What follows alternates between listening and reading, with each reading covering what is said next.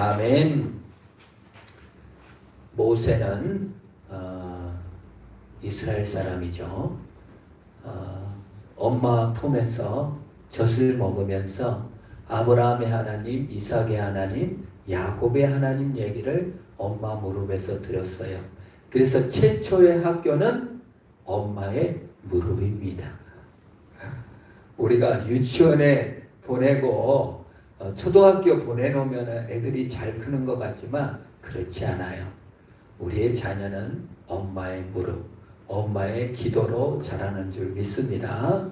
모세는 제왕학, 왕이 되는 이집트의 왕자로서 왕될 교육을 받았지만 젖된 이후에 수십 년 받은 제왕학의 공부보다 엄마의 무릎에서 기도로 들은 하나님의 말씀이 모세의 뇌리에 남아서 결국 모세가 위대한 하나님의 일을 하는 것을 볼 수가 있습니다.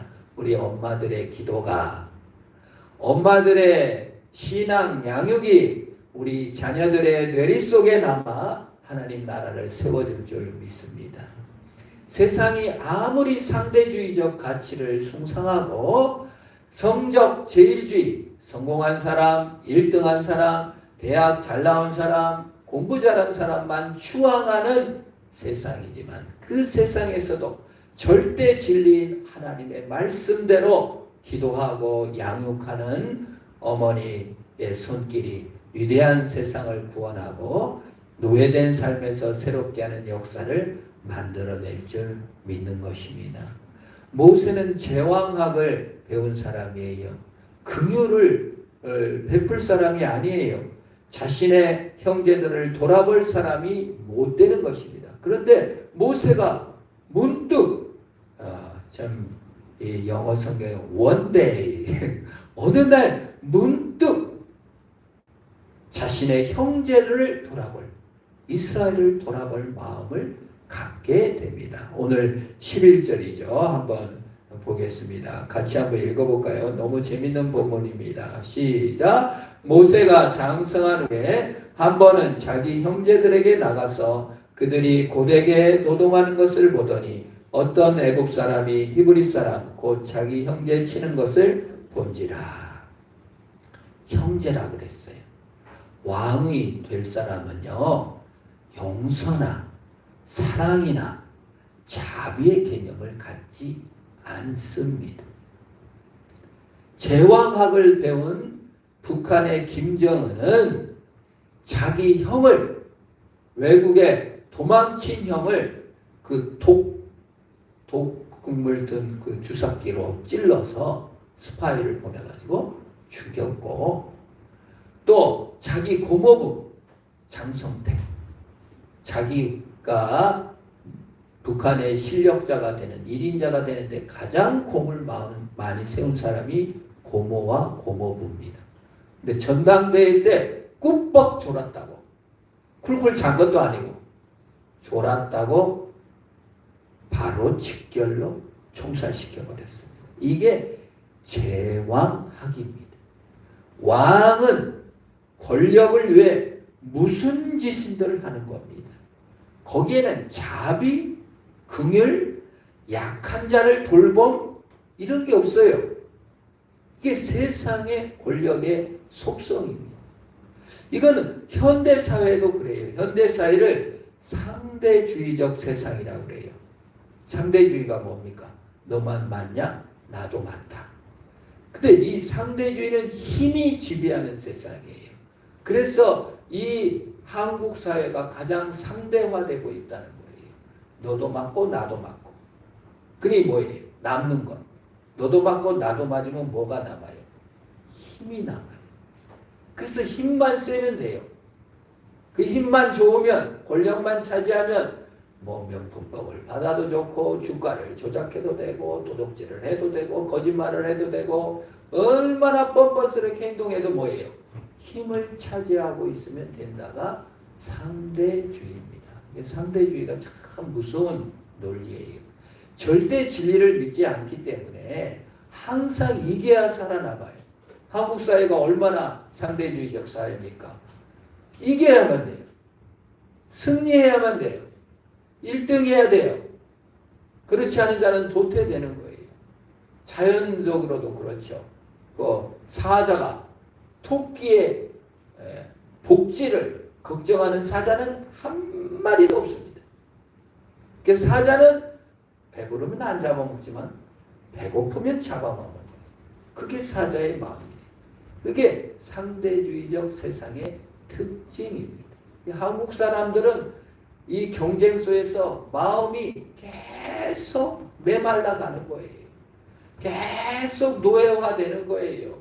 참 안타까운 세상이에요. 그래서 자살률이 1위예요. 그 상대주의에 시달리다 보니까 아기를 안 낳아요. 0.6명. 전 세계에서 가장 안 나는, 전쟁이 나는, 우크라이나보다 더 안 나는, 힘드니까 1등이 돼야 되고 살아남아야 되니까 힘을 차지할 수가 없으니까 이게 안 낳는 겁니다. 이런 사회 속에서 어떻게 사랑이니 긍휼이니 예배니 하나님을 찾아볼 수 있을까? 이 모세가 바로 위대한 모세의 기적이 뭐예요?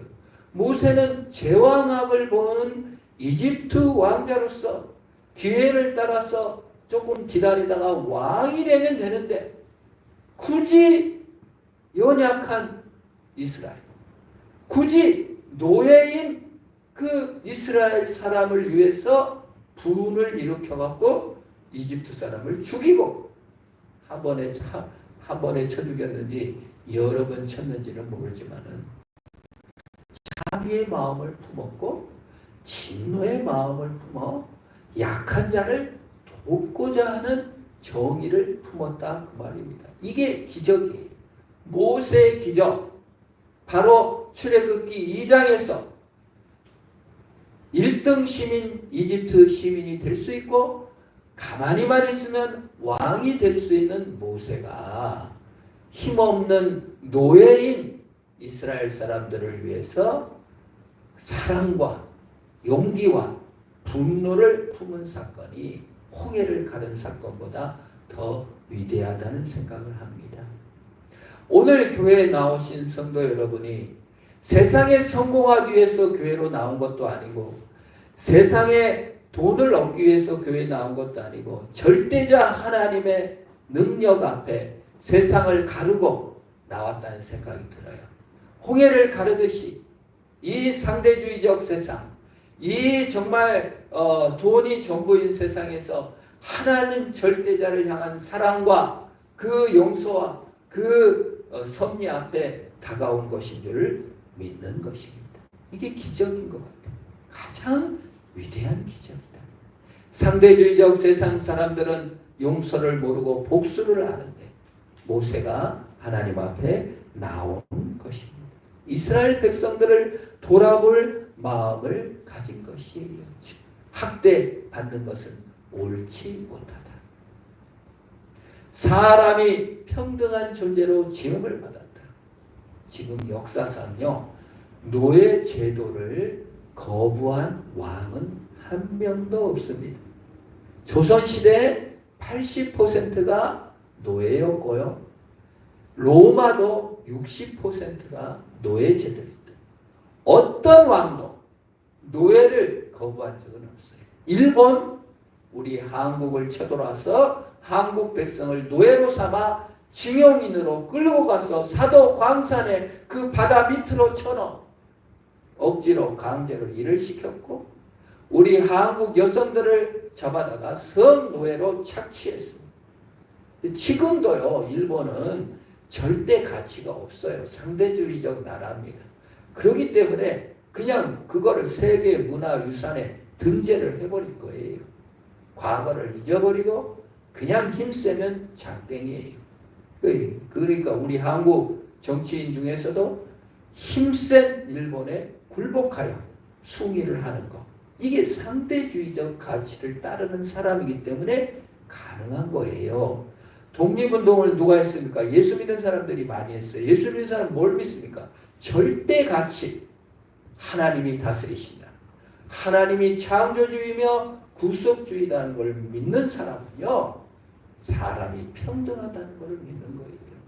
장애인이나 또는 성적이 안 좋거나 또 키가 작건 크건 어떤 피부 색깔이 어떻든 다 하나님이 지으신 존재다. 거기에 자비가 있고요. 거기에 긍휼이 있고요. 거기에 용기가 있는 것입니다. 그래서 노예 해방을 주장한 사람이 전부 다 크리스찬들이에요. 예수 믿는 사람 때문에 노예가 해방됐어요. 아무도 노예 해방제 수천 년 동안 노예 해방을 주장한 사람은 기독교인밖에 없고 성경밖에 없는 것입니다. 그러므로 상대주의적 가치는요, 우리를 살리지 못해요. 절대주의적 가치를 숭상해야 돼요. 유럽에 예수 믿는 사람들이 왜 없어졌습니까? 독일이 왜 그렇게 잔인하게 유대인을 죽였습니까? 거기에는 성경의 가치를 무시하는 데서부터 시작합니다. 성경이 하나님의 말씀이 아니라 제사장 문서도 있고 선지자 문서도 있고 어디서 주순 것을 갖다가 편집했다. 이게 문서설이라고 합니다. 그러니 어떻게 해요? 그런 신은 죽었다. 사신신학이 독일에서 유행을 하게 됩니다. 그러면서 상대주의적 가치가 만연이 되니까 니체가 출연하죠. 신은 죽었다. 니체의 유명한 말입니다. 자라투스타는 이렇게 말했다라는 철학책을 쓰면서 너무 세상적 가치가 상대적이니까 결국 초인이 돼야 돼. 인간이 자기 운명을 사랑하고 힘을 가져야 돼. 힘센 자가 다 지배할 수 있어. 이러한 글을 쓴 거예요. 얼마나 멋진 글입니까?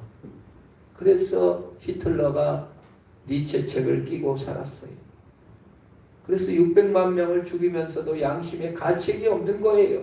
힘센 자는 약한 자를 죽여도 되는 거예요.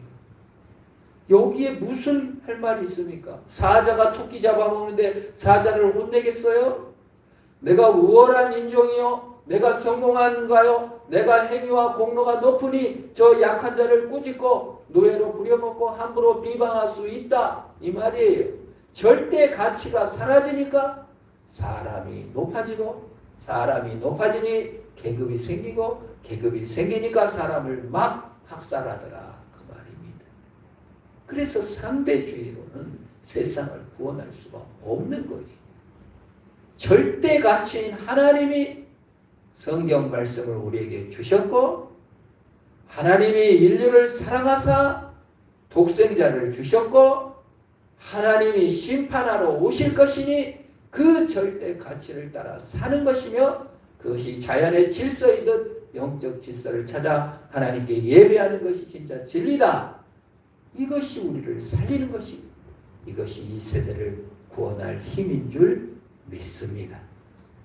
계속 한국이 상대적 가치를 계속 숭상하면 한국 사회는 망해요. 그럴 수밖에 없어요. 경쟁에서 무너진 자를 외면하기 때문에 그렇습니다. 모세의 기적이 무엇입니까? 긍휼의 마음과 자비의 마음을 품은 것입니다. 위대한 하나님이 살아계신다. 하나님이 절대 창조주이시며 구원을 이루셨다는 겁니다. 근데 모세는 실수를 하죠. 2절 한번 볼까요? 같이 한번 읽습니다. 시작. 좌우를 살펴 사람 없음을 보고 그 애굽 사람을 쳐 죽여 모래 속에 감추니라. 인간은 자아도취에 빠집니다. 그래서 하나님 사랑을 대변한다고 하면서 모순에 빠지고요. 하나님의 진노를 대변한다면서 남을 비방하고 심하게 정죄하기가 쉬워요. 한쪽에 치우쳐요. 하나님은 사랑과 심판을 온전히 십자가에서 완성하지만 인간은 언제나 한 속에 치우쳐요. 우리 대학 때 교수님이 미국에 유학을 갔는데 하나는 보수적 신학교를 갔더니 거기는 진리를 너무 좋아하고 하나님을 절대 진리라고 믿는데 다들 그냥 뭐라 그럴까? 큰 오막에 앉아가지고 혼자 밥을 먹더래요. 그래서 이 동양인 여자 교수였는데 와갖고 이제 신학교에서 밥을 먹으려고 밥을 타고 가는데 아무도 아는 체를 안 해줘. 전부 다 그냥 거룩하게 묵상하면서 밥을 먹는다. 근데 이제 자유주의 신학, 자기 신학은 보수 신학인데 자유 신학 같더니 딱 식탁을 받아 나서자마자 여러 그룹에서 아우 일로 오라고 아우 세상에 어떻게 오셨느냐고 어느 나라에서 오셨느냐고 생활은 어떠냐고 다 그렇게 물어주더라는 거예요. 그래서 거기서 아이러니를 느꼈다는 거예요. 인간의 모순. 신학은 보수 신학이 좋은데 너무 사람들에 대해서 엄혹하고 그 자유주의 신학은 자기가 생각할 때는 신학이 조금 너무 자유롭다. 하나님의 절대지를 안 믿는 것 같지만 너무 관용적이고 나의 삶에 대해서 물어주고 그런 것은 발전했다. 그 말이. 이 말이 무슨 말입니까? 인간은 누구나 다 사랑과 진노를 온전하게 융합하여 행동하는 사람이 없고 모순적이고 자도취적이어서 항상 실수를 한다 그 말이에요. 그러니까 사랑이 강조되는 사람도 있고 보수적으로 엄혹함을 강조하는 사람들. 여러분들 엄마들도 그렇죠. 자녀들에 대해서 그냥 막 혼내고 엄하게 다르게 양육하려는 것은 엄마가 있다면 그건 약간 보수적인 엄마예요. 그 뭐든지 괜찮아 아유 너 멋대로 해. 이거는 약간 사랑이 많은 사람들의 행동이죠. 인간은 어느 한쪽에 치우치기가 쉽습니다. 하나님만이 완전한 사랑과 진노를 완성합니다. 그것이 십자가입니다. 죄는 무엇이라고 그랬죠? 아까 죄의 본질은 내가 하나님 자리에 앉는 것이 죄의 본질입니다. 구원의 본질은 무엇입니까? 하나님이 인간을 대신한 것이 구원의 본질이에요. 역행적이죠. 죄를 질 때 우리는 하나님같이 돼갖고 하나님처럼 선악을 알게 하는 나무를 먹고 네가 하나님같이 되리라. 하나님 자리에 앉아서 구원도 성취도 방법도 내가 하나님이 되려고 해요. 그런데 구원은 뭡니까? 하나님이신 예수님이 인간의 자리 십자가에 내려오셔서 대신 죽어주심으로 사랑과 진노를 완성한 겁니다. 예수님만이 사랑과 진노, 긍휼과 심판을 함께 완성할 수 있는 거예요. 그래서 사랑은 항상 진노와 함께 가는 것입니다. 구원은 사랑과 진노가 함께 십자가에 어우러져야만 구원이 있는 거예요. 우리가 자녀가 마약을 한다고 칩시다. 자녀는 또 너무 상상하기 힘드니까 친구가 마약하는 친구가 있어요. 그럼 사랑해요. 아껴요. 그럼 어떻게 하겠어요? 그냥 방치. 아유, 네가 원하는 대로 마음껏 해라. 술을 마음껏 마셔라. 담배도 마음껏 피고 마약도 마음껏 해라. 그런 사람은 없어요. 그건 사랑이 아니에요. 경고하죠. 너 그러다가 망가져. 너 그러다가 인생이 끝나. 그만둬. 라고 말하지 않겠습니까? 하나님의 사랑이 십자가에서 완성됐다는 건 뭐예요? 하나님이 우리를 사랑하십니다. 그런데 벌을 받아 진노해야 됩니다. 그래서 십자가에서 죽으셔서 완전한 완성을 하신 거예요. 오직 예수 그리스도 십자가만이 사랑과 진노를 완성하는 겁니다. 그래서 우리는 예수 그리스도의 십자가를 믿는 자예요. 모세는 그 모형으로서 사랑의 마음을 품었고 상대주의적 세상에서 약자 이스라엘을 구원하고자 하는 마음을 품었으나 진노를 자기 스스로 받은 것이 아니라 남을 죽여갖고 심판을 이루려고 했다는 점에서 불완전하지만 예수 그리스도는 자신의 몸을 십자가에 죽여 구원을 완성한 것입니다. 엄청난 사건이죠. 그래서 예수 그리스도의 십자가를 바로 알 때 우리는 이 상대주의적 세상에서 승리할 수가 있는 거예요. 그리고 예수 그리스도의 십자가를 알 때 우리가 정말 분노하지 않고 이 세상의 기쁨과 감사와 기도로 살아갈 수가 있는 것입니다. 이게 우주의 법칙이에요. 하나님의 사랑을 받아들이고 하나님의 진노를 받아들이는 것이 우주의 법칙이에요. 하나님의 철칙을 받아들이고 예배도 안 드리고 신앙도 잃어버리고 상대주의적 가치 속에서 방황하고 살면 행복할 것 같지만 성공만 하면 쾌락만 하면 행복할 것 같지만 망가지고 죄에 빠지고 마는 거예요. 결국 자기를 죽이는 행위입니다. 여러분 세상에 이런 어떤 권력자들이 행복해 보입니까? 사기를 치고 주가를 조작하고 검사들이 마음껏 그냥 죄를 짓고 막 다닙니다. 거기에 권력에 기생하여 법인카드 마음대로 쓰는 사람들이 승승장구하는 것 같지만 그들이 행복해 보입니까? 사실은 하나님의 법칙을 위배하는 겁니다. 피노키오가 거짓말을 하면 뭔 일이 일어나죠? 법칙이 뭐예요? 코가 길어지죠. 이게 법칙이에요. 거짓말을 하면 코가 길어지는 법칙이 피노키오에게 있어서 있는 거예요. 인간의 법칙이 무엇입니까?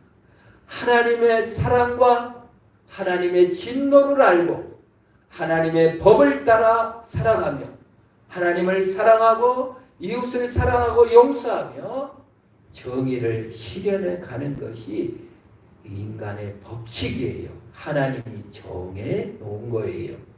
정기적으로 예배하며 하나님의 말씀을 사랑하는 것이 하나님이 정해놓은 법칙이에요. 그 법칙을 따를 때 우리는 행복하고 좋은 거예요. 하나님의 법칙을 어길수록 나한테 손해인 거예요. 거짓말을 할수록 사기를 치고 나쁜 짓을 하고 뻔뻔하고 승승장구하는 것 같지만 결국 자기를 망치는 것입니다. 불화하게 되는 거예요. 사랑과 분노가 공존하고 불화하듯 내 자신이 점점 망가지는 거예요. 그래서 상대주의는 우리를 망가지게 하는 거예요. 그래서 우리는 십자가로 돌아가서 망가진 세상을 고쳐가 예수 그리스도께서 십자가에서 이루신 그걸 더 깊이 알고 이해할 때만 승리할 수 있고 세상 법칙을 바로 이해할 수가 있는 것입니다. 그래서 예수 그리스도의 십자가를 바로 봐야 되는 거예요. 로마서 3장 25절 26절 한번 우리 같이 읽습니다. 시작. 하나님이 그 피로써 믿음으로 말미암은 화목제물로 삼으셨으니 이는 하나님께서 길이 참으시는 중에 전에 지은 죄를 관과하심으로 자기의 의로우심을 나타내려 하심이니 곧 이때 자기의 의로우심을 나타내사 자기도 의로우시며 또한 예수 믿는 자를 의롭다 하려 하심이라. 이게 하나님의 법칙이라는 거예요. 하나님의 법칙은 성공하는 자, 잘난 자를 골라내려 오신 것이 아니라 그 피로 말미암아 화목제물로 삼아 죄인을 구원하고 의롭다 하시기 위해서 오셨다는 거예요. 이것이 하나님의 법칙이에요. 하나님이 우리를 형제로 알고 하나님이 나를 자녀로 알고 이 땅에 오셔서 긍휼히 여기시고 나를 죽인 것이 아니라 예수 그리스도가서 죽으셔서 나를 살리셨다. 이것이 하나님의 법칙이요 십자가의 법칙인 것입니다. 이게 하나님의 지혜요 하나님의 영광입니다. 우리는 그 법칙을 따라 사는 것입니다. 십자가의 법칙을 알아야만 이 땅에서 승리할 수 있어요. 십자가의 법칙을 알아야만 사랑과 진노를 이해하고 정상적인 사람이 될 수가 있는 거예요. 완전한 신앙인이 될 수가 있는 것입니다. 우리 십자가의 법칙을 잘 모르면 상대주의 속에 빠져버려요. 십자가의 법칙을 모르면요, 죄책감과 얽매임 속에 살아가게 돼요. 어떤 사건을 계기로 해가지고 내가 죄를 졌다 생각해 봅시다. 내 보기에 스스로 부끄러워요. 아이고 이 멍충이 바보, 이런 말을 할 때가 있죠. 저는 탁구할 때 탁구를 좀 배우려고 갔는데 그렇게 실수를 하고 가르쳐준 대로 절대 안 돼요. 그래서 아이고 이 바보, 그러면 나보다 저 상대편은 더 그래요. 바보 이렇게 해야 되는데 하면서 자기를 꾸짖는 경우를 많이 보게 됩니다. 어찌 뭐 탁구 정도 실수는 별것도 아니죠. 그러나 우리가 인생을 살 때 바보스러운 행동을 할 때가 얼마나 많습니까? 그건 단순한 실수부터 시작해서 어떤 계기로 내 죄를 깨닫게 되고 내가 안 하려고 한 죄를 할 때 또는 그건 그냥 꼭 이렇게 하려고 할 때 얼마나 우리 자신이 부끄럽고 연약합니까? 특별히 신앙은 더더욱 그래요. 교회 나오겠다고 하시면서 교회 못 나오는 경우가 너무 많습니다. 어느 분이 이렇게까지 얘기해요. 내가 다른 건 약속은 다 지키는데 어떻게 교회 나가자는 약속은 안 지켜지는지 모르겠어요. 그게 인간이에요. 선해지려고 할수록 그날따라 더 죄를 많이 지을 수가 있는 것입니다. 스스로 보기에 부끄럽고 끊어지지 않는 고질적인 죄악들이 우리 자신의 내부에 나를 괴롭힐 수가 있습니다. 그러면 십자가의 법칙만이 나를 살릴 수가 있는데 십자가의 법칙을 모르면 그 죄에 빠져 계속 수치심과 결핍과 수치감에서 사는 경우가 많은 것입니다. 인간은요, 생각보다 결핍감과 수치감이 많아요. 주변에서조차 괜찮아 이렇게 말해도 돌아서면 어떻게 해요? 아휴 이런 바보, 정말 이렇게 말하기가 쉽습니다. 그것도 아이고 이 멍충이, 네가 그러고도 예수 믿는 사람이냐? 네가 예수 믿는다면서 이럴 수가 있냐? 패배자라고 스스로 자신을 정죄하기가 쉽고, 또 주변에서도 너같이 예수 믿으려면 예수 안 믿고 말겠다 이렇게 말하는 사람조차도 나타나기도 하는 것입니다. 그럴 때 우리는 여러 가지로 반응할 수 있어요. 재수없게 나만 걸려가지고 뭐 나만 그렇게 사나? 목사님들도 다 그냥 나보다 더한 사람도 있더라. 환경 때문에 어쩔 수 없어. 엄마가 그냥 보여준 모습이 이거밖에 없어. 우리 교회 목사님도 다 썩었고 나는 평신도인데 절망감 때문에 이렇게 말하기도 하고 변명하기도 하지만 죄책감 밀려옵니다. 다 합리화를 시키고 세상이 다 그러니 어쩔 수 없다고 해도 십자가의 정신은 어디로 가고 죄책감과 그냥 그만 다녀야 되겠다. 나 같은 교회 나가면 뭔 유익이나 있다고 아마 하나님도 모를걸 이렇게 되는 겁니다. 그래서요, 십자가의 진리를 모르면요, 자연스럽게 죄를 깨달을수록 교회에서 멀어지게 됩니다. 영적이라고 하지만 점점 더 십자가를 알지 못하게 되는 겁니다. 그래서 우리가 지금 교회를 다닐 때 어떻게 해야 돼? 성경을 많이 본다, 또는 기도를 많이 한다, 감사를 많이 한다, 열심을 회복한다, 큰 교회를 다닌다, 찬양을 많이 부른다, 여러 가지를 할 수 있겠지만 가장 필요한 것은 이 상대주의적 세상에서 십자가의 정신을 바로 알고 죄책감과 얽매이는 것에서 벗어나 하나님의 사랑을 속으로 들어가야 됩니다. 그랬어요. 스스로 질문해 보세요. 내 못남을 깨달을 때, 내 죄를 깨달을 때 나는 더 예수님한테 다가가는가?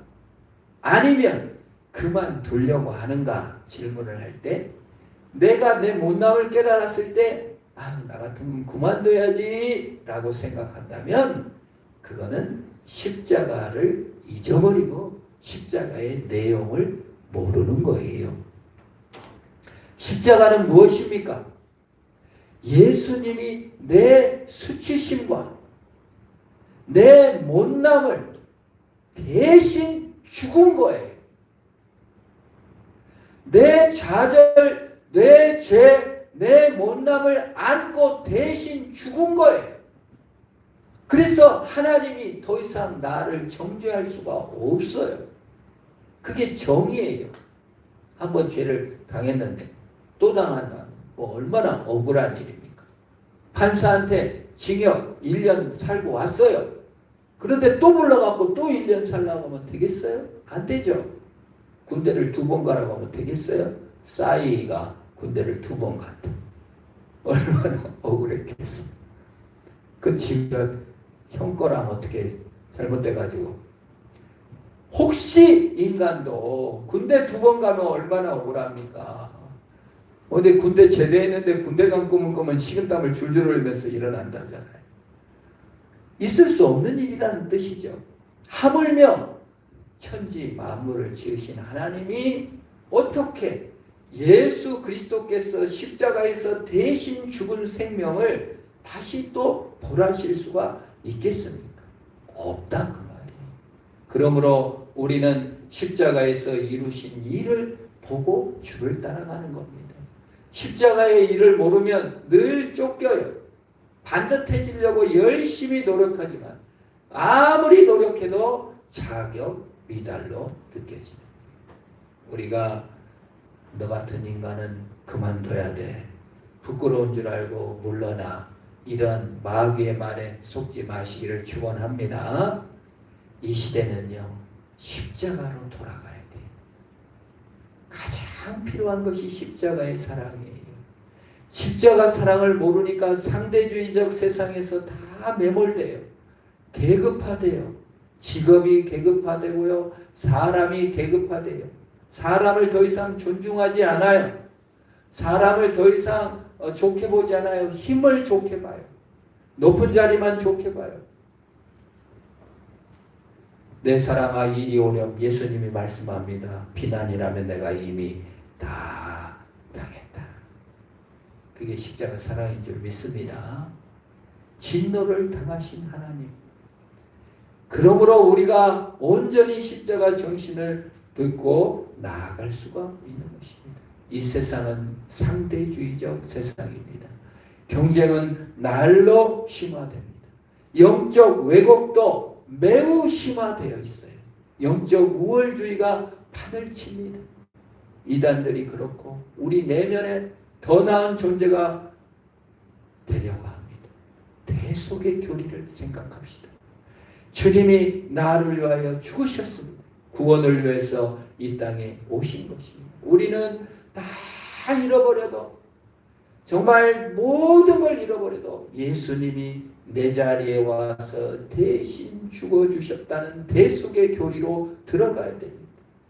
이 진리를 모르니까 우리가 응석바지가 돼요. 왜 이거를 응답해 주지 않았어요? 왜 내 소원을 들어주지 않았어요? 매일 칭얼거리고 불만이 많은 부잣집 막내 도련님이 자꾸 돼가는 거예요. 삐지고 부정적이고 그렇게 되는 거예요. 아니면 또 완전히 고아가 돼버리는 거예요. 하나님도 없고 부모도 없고 나는 자유야. 내 마음대로 살 거야. 그러나 방치되는 고아로 살기가 쉽습니다. 이 시대는 십자가의 진리를 모르기 때문에 교회가 응석바지들이 다 하나지는 것이고 집 잃은 고아들, 부모 잃은 고아들이 많아지는 것입니다. 우리가 예수 그리스도께서 우리를 사랑하셨습니다. 진노하시는 십자가를 대신 지셨으므로 우리가 예수를 믿음으로 변화되고 성숙되는 자리에 나가 승리하시기를 축원합니다. 기도하겠습니다. 하나님 감사합니다. 이 정말로 상대주의적 세상 가운데 버려진 세상 가운데 영적 왜곡이 판을 치는 이 세상 가운데 예수 그리스도의 십자가만 바라보며 믿음으로 승리케 하옵소서. 예수님의 이름으로